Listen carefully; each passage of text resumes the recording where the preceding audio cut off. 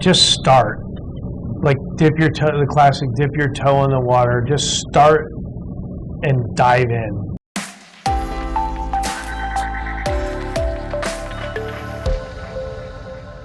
You focus on the root of what creates an authentic creative culture, and then you drive on top of those things, and then things will naturally evolve.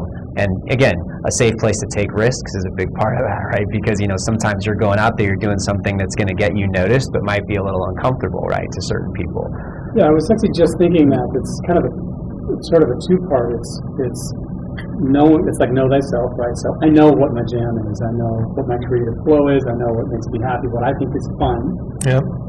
And right, so knowing it and being authentic about it. And then there's a courage piece, right? There's and I'm going to put that out there.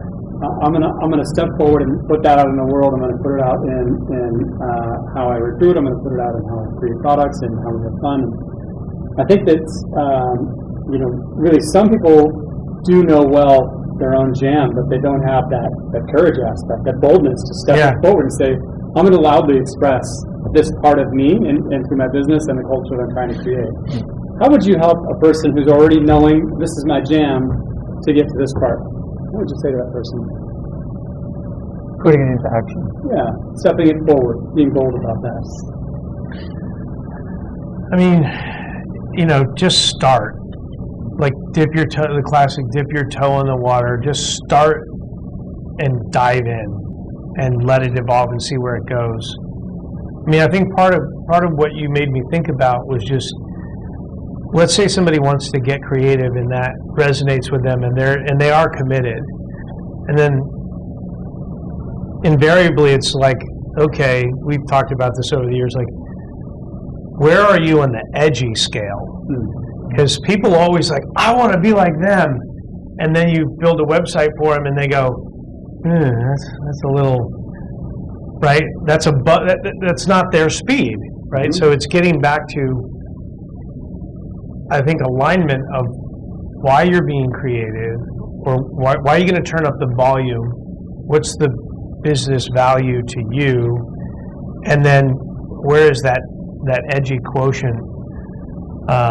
Like for example, I mean, I've gotten feedback about our parody videos that we do, and I'd say 90% of it is positive, and people get it and love it and ask for more. But there's some curmudgeons out there, who you are, that it's like, I don't think you should do that. And it's like, well, it's not your decision, right? So I guess part of it's just being comfortable in your own skin. If we dial back our edgy quotient because we are in a risk-averse, more conservative industry. So sometimes we'll that's a little, pull it back, right? Right. We have a saying in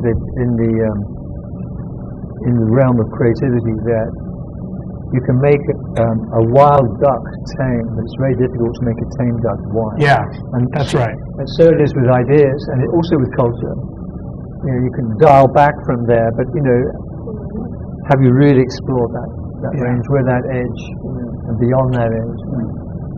That's a perfect way to put it, by the way. I find that we're clearly a wild duck that has to be.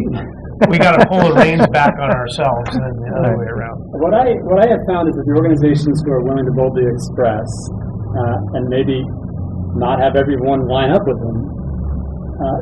So, like on a customer count basis, may not have the same volume, but on a customer loyalty basis, the long term they outperform the folks who are trying to be vanilla because everyone likes vanilla. Right. No one's offended. Right.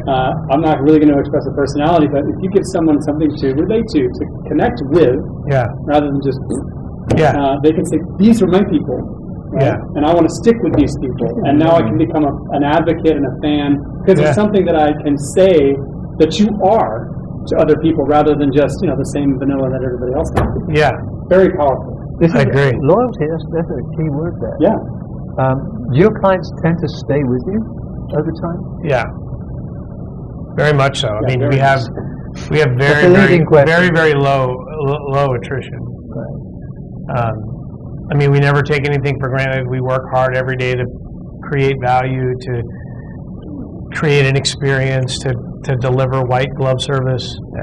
But we just did a report with a kind of an industry agency called Class, right? And the statistic that came out of all the clients that they interviewed is that 100% of those interviewed would buy VisiQuate again, right? And will renew. So, and they were even almost taken back by that level of consistency, right? And so, we've been, through processes and things where, we've been discussing this with people, and it's pretty remarkable, I think, to your point, right, that there is sort of an inherent loyalty that creativity, that fun, kind of the white glove service creates. And again, don't take it for granted. It's something we iterate and work really hard on every single quarter to make sure that we're getting better, stronger, faster in those goals with our clients. But it is absolutely, I think, true, and it supports all of those kind of emotional connection points and the loyalty and renewal rates that are seen across all industries.